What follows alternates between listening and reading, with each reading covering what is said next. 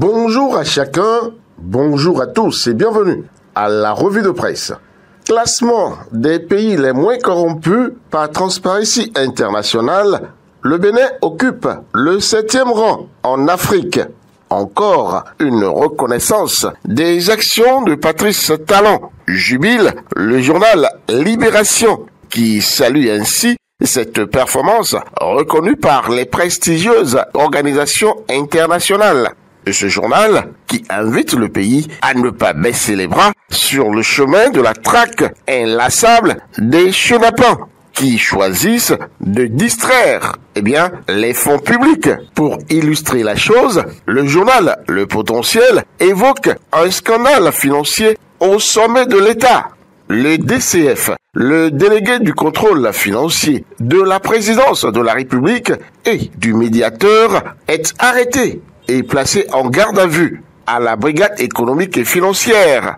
Un acte qui prouve à souhait que plus aucun cas de ce genre ne restera caché sous le soleil au Bénin.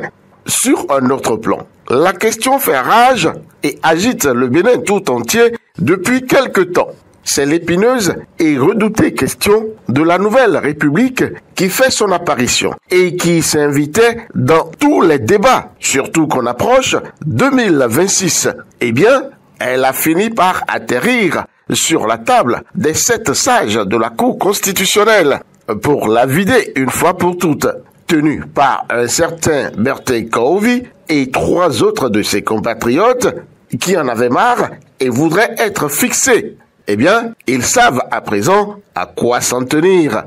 La Cour constitutionnelle a déclaré leur recours irrecevable, annonce le journal Le Télégramme. Une manière de leur dire « allez vous occuper d'autre chose ». On n'en est pas encore là, devrait-on retenir en substance. Et à la manière de l'autre, on peut affirmer « voilà une affaire de réglée ».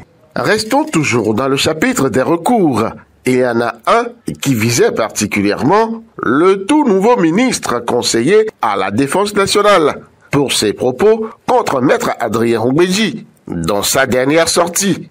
Le journal Le Télégramme nous assure que Rachidi Gbadamassi a assumé ses propos devant la Cour constitutionnelle et au patriarche de s'attraper sans doute la tête entre les mains. Priez pour moi, l'ennemi n'est pas content, rapporte le journal.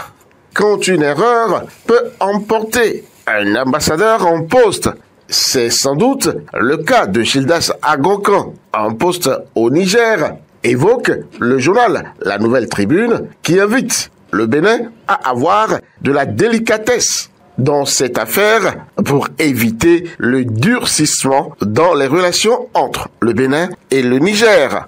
Ici, on marche comme sur des œufs. Mais force devant rester à la loi, Gildas Agonkan a été rappelé à Cotonou par sa hiérarchie et a dû déjà rencontrer son ministre de tutelle vendredi dernier, comme nous renseignent les 4 vérités.